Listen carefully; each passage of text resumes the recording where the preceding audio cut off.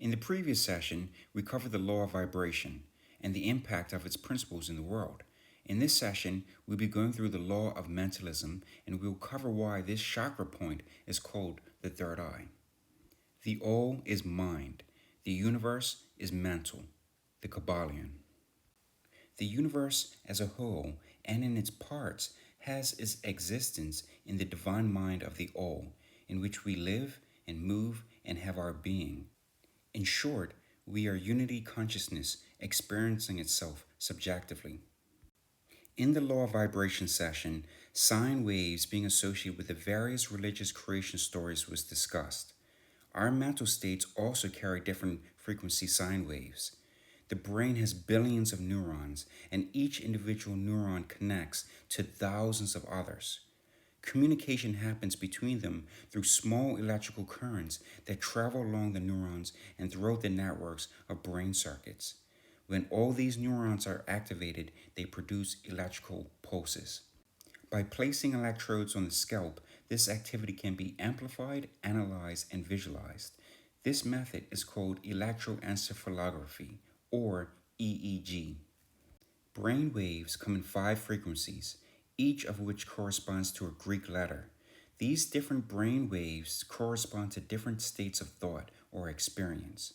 This is visualized as sine waves, starting from high activity with sharp, narrow peak waves to waves with low and lengthy peaks. Gamma brain waves range from 32 to 100 Hz and are associated with a heightened perception, learning, and problem-solving tasks. Beta brain waves range from 13 to 32 Hz and are associated with alert, normal consciousness, and active thinking. Alpha brain waves range from 8 to 13 Hz and are associated with being physically and mentally relaxed. Theta brain waves range from 4 to 8 Hz and are associated with creativity, insight, dreams, and reduced consciousness. Delta brain waves range from 0.5 to 4 Hz and are associated with sleep and dreaming. And what's interesting about the theta and delta brainwave states is that if we're getting the recommended 8 to 10 hours of sleep a night, we're spending a third of our lives in a state that we usually don't even remember or know anything about. In a lucid dream, your waking consciousness arises within a REM dream. REM is an acronym for rapid eye movement, which occurs during the delta brainwave state. Dreamers will have access to their daytime thoughts and memories, and this familiar you can take control of at least part of the dreaming narrative in what feels to be a fully immersive environment. There's also 2 lesser-known dream states that is outlined in Jennifer Dumpere's work on liminal dreaming.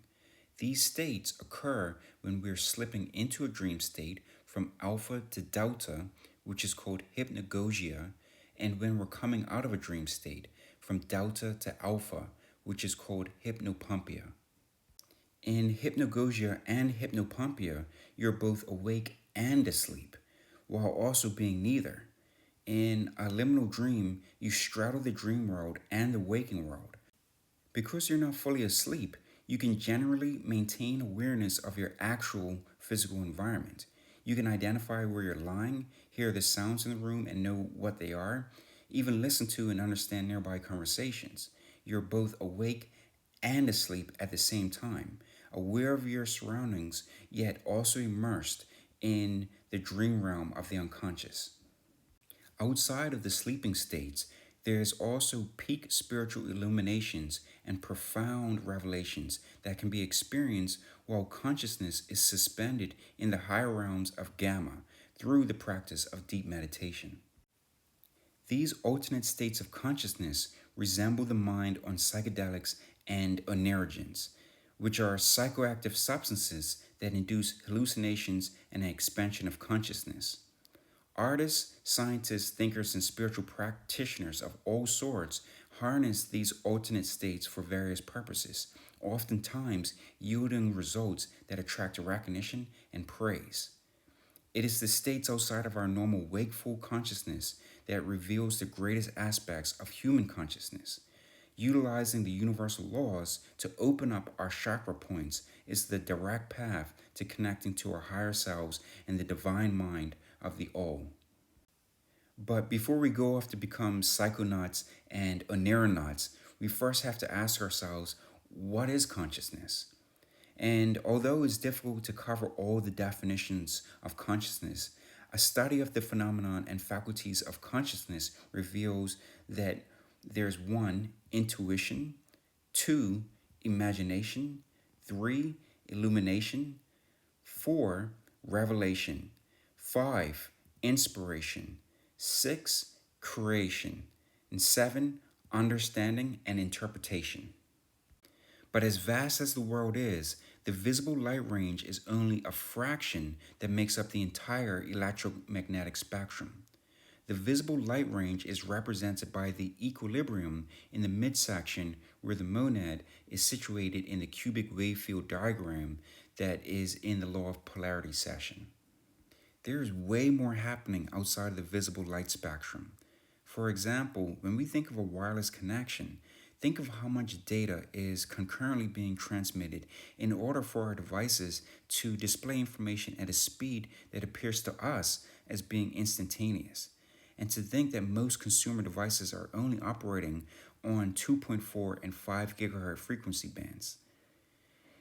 And then when we think about it even more, it's like maybe we don't have to go as far as outer space. Perhaps there are other realms that are simultaneously happening in our living rooms. But let's not digress too far from the lesson. So why is this chakra point called the third eye?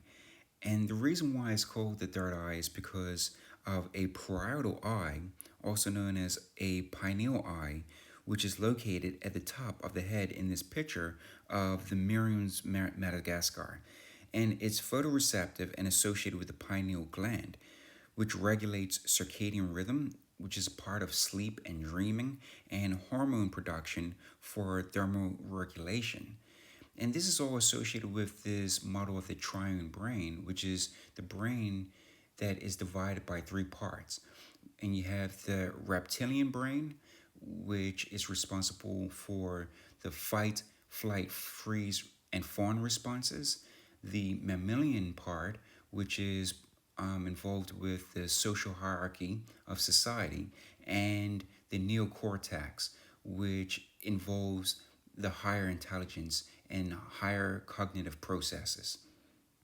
And humans also have a pineal gland, which is a reddish gray gland that's about the size of a grain of rice. And this is bathed in cerebral spinal fluid located between the midline of the left and right cerebral hemisphere of the brain. It takes its name from its pine cone shape. And by activating this chakra point, it enables us to see beyond the imaginary curve of visible light. Ancient civilizations have known the importance of this gland in association with serpent kundalini energy that is displayed in the caduceus described in the law of gender session. The Eye of Horus, also known as the Wijjet or Yujet eye, is a concept and hieroglyph used in ancient Egyptian religion that outlines various aspects of the brain and their functions in accordance with mathematical principles. The student that has mastered the principles of the law of mentalism may unlock the many doors of the mental and psychic temple of divine knowledge. However, without this master key, mastery is impossible, and the student knocks in vain at the many doors of the temple. To learn more about the law of mentalism, visit the Foundation's Ko-fi page. The Direct Path series lays the foundation for the Master Key class that will be exclusively available for members of the Commonessence Foundation. The next session will be on the law of correspondence.